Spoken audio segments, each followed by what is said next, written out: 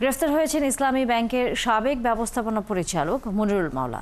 রবিবার রাত 12:15টায় রাজধানী ঢাকার বসুন্ধরা আবাসিক এলাকা থেকে তাকে গ্রেফতার করে ডিবি পুলিশ। রাতে তাকে মিন্টো রোডে ডিবি কার্যালয়ে নেওয়া হয়। মনিরুল মাওলার নামে দুর্নীতি দমন কমিশনের মামলা রয়েছে।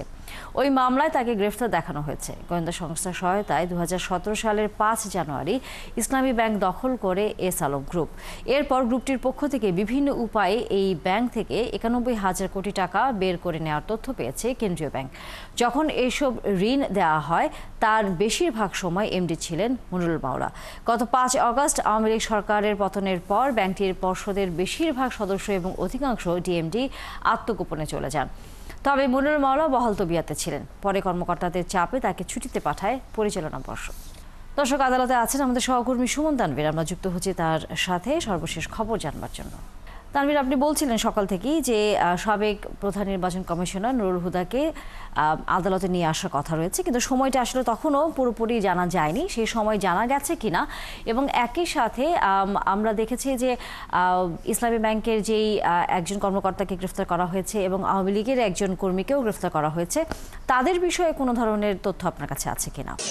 একদম শেষ আওয়ামী লীগের যে সংরক্ষিত সংসদ সদস্য তুহিনের কথা বলছেন, ওনার গ্রেপ্তারটা কিন্তু আমরা জেনেছি কিন্তু আসলে সকালে, অর্থাৎ 2টার দিকে কিন্তু নবাবগঞ্জ থেকে তাকে গ্রেপ্তার করা হয় এবং কিছুক্ষণ আগে ডিবি পুলিশ সেটি আমাদেরকে নিশ্চিত করেছেন। এবং আপনি যার কথা বলছেন এবং সকালে আসলে যার জন্যই আমাদের আসলে কোর্ট চত্বরে আসা, তার বিষয়ে অর্থাৎ নুরুল হুদা, যিনি একাদশ জাতীয় সংসদ নির্বাচনের মূল কুশীলব ছিলেন, যিনি আয়োজন করেছিলেন, আমরা জেনেছিলাম যে 10টার দিকে ডিবি পুলিশ আমাদেরকে জানিয়েছিল যে এক ঘন্টার মধ্যে তাকে এই ডিবি কার্যালয় থেকে বের করা হবে। অর্থাৎ আমরা ধারণা করছি যে 12টার মধ্যে কোর্ট চত্বরে তিনি আসবেন। এবং আপনি সংবাদেই জানাচ্ছিলেন যে তার 10 দিনের রিমান্ড আবেদন করছে পুলিশ।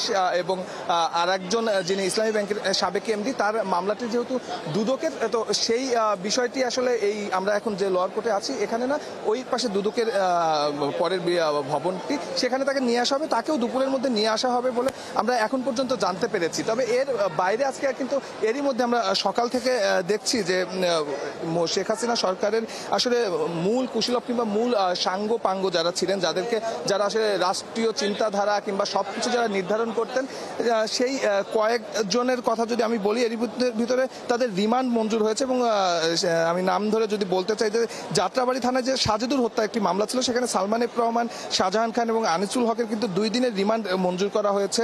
আমরা দেখলাম যে যাত্রাবাড়ি থানার যাত্রাবাড়ি এলাকার যিনি এমপি ছিলেন মনু, সাবেক এমপি, তার কিন্তু 1 দিনের রিমান্ড মঞ্জুর করা হয়েছে। এছাড়া রিয়াল অ্যাডমিরাল সোহাইলকে এখানে নিয়ে আসা হয়েছিল, তাকে অন্য একটি মামলায় গ্রেপ্তার দেখানো হয়েছে। সাবেক প্রতিমন্ত্রী তাজুল ইসলামকে একটি মামলায় গ্রেপ্তার দেখানো। কুষ্টিয়া একের যিনি সংসদ সদস্য কিছুদিন আগে গ্রেপ্তার হয়েছেন সারোয়ার জাহান বাদশা, তাকে কিন্তু মোহাম্মদপুর থানার আরেকটি মামলায় গ্রেপ্তার দেখানো হয়েছে। সবশেষ আমরা বলতে পারি আসলে যেটি বলছিলাম যে গতকাল যাকে সর্বশেষ গ্রেপ্তার করা হলো আসলে সিইসি নুরুল হুদাকে, সাবেক সিইসি নুরুল হুদাকে, আমরা কালকেই তার গ্রেপ্তারের বিষয়টি নিশ্চিত হই। এবং আপনি জানেন যে শেরেবাংলা নগর থানায় তার বিরুদ্ধে বিএনপি একটি, তার নয়, একদম বিগত যে নির্বাচনগুলো, 3টি নির্বাচন, সাজানো নির্বাচন, সেই সাজানো নির্বাচনের যারা মূল কুশীলব ছিলেন, অর্থাৎ সিইসি প্রধান নির্বাচন কমিশনারের দায়িত্ব পালন করেছেন, তাদের বিরুদ্ধে কিন্তু এই প্রথম বিএনপি উদ্যোগী হয়ে মামলা করে। এবং এই মামলার পরেই কিন্তু আমরা দেখলাম যে সন্ধ্যার পরে কিন্তু নুরুল হুদাকে প্রথম গ্রেপ্তার দেখানো হয়। এবং আমি আগের সংবাদগুলোতে বলছিলাম যে নুরুল হুদাকে আসলে যে পুলিশ গিয়ে গ্রেপ্তার করে এনেছে বিষয়টি এমন নয়।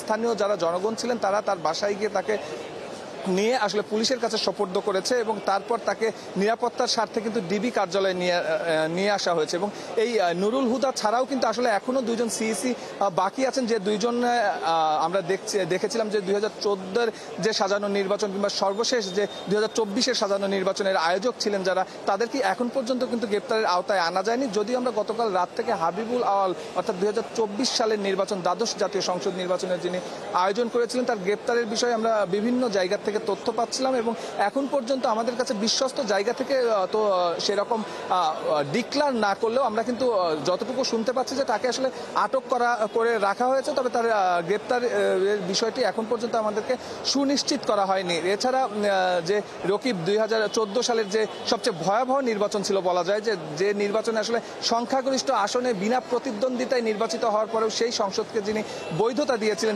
যে নির্বাচনকে তিনি বৈধতা দিয়েছিলেন, যে রকিব কমিশন, সেই রকিব আসলে কোথায় আছেন কিংবা তাকে গ্রেপ্তারের বিষয়েও কিন্তু এখন পর্যন্ত আমরা সুনির্দিষ্টভাবে কিছু জানতে পারিনি। আমরা ডিবি থেকে যতটুকু জানতে পেরেছি যে কালকে নুরুল হুদাকে ডিবি কার্যালয়ে নিয়ে আসার পর এই যে 2018 সালের যে নির্বাচনটি আয়োজন করা হয়েছিল, এবং আমরা সবাই জানি যে নির্বাচনটাকে আসলে রাতের নির্বাচন বলা হয়, সেই রাতের নির্বাচনের আগের দিন রাতে কিভাবে ব্যালট বাক্স ভর্তি করা হলো, কিভাবে এই সার্বিক বিষয়গুলো আসলে পরিচালিত হলো, সেটি তিনি প্রধান নির্বাচন কমিশনার হিসাবে কতটুকু অবগত ছিলেন কিংবা অবগত থাকার পরও তিনি আসলে অসহায় বোধ করছিলেন কিনা কিংবা কোনো জায়গা থেকে তাকে কোনো নির্দেশনা দেওয়া হয়েছিল কিনা, সেই বিষয়গুলো কিন্তু ডিবি তাদের কার্যালয়ে নিয়ে তাকে প্রাথমিকভাবে জিজ্ঞাসাবাদ করেছে। এবং সেই জিজ্ঞাসাবাদের আসলে ফলাফল কি এসেছে আমরা জানি না, তবে আপনি খবরেই জানাচ্ছিলেন যে তার 10 দিনের রিমান্ড আবেদন করা হয়েছে। নিশ্চয়ই তার রিমান্ড মঞ্জুর হবে, সেই মঞ্জুরের উপর পুলিশ তাকে আসলে আরো ফার্দার জিজ্ঞাসা করলে অনেক তথ্যই হয়তো বেরিয়ে আসবে। সুমন তানভীর, অসংখ্য ধন্যবাদ। নিশ্চয়ই আমরা ফিরবো আবার এই বিষয় তথ্য আপনার হাতে এসে পৌঁছলে।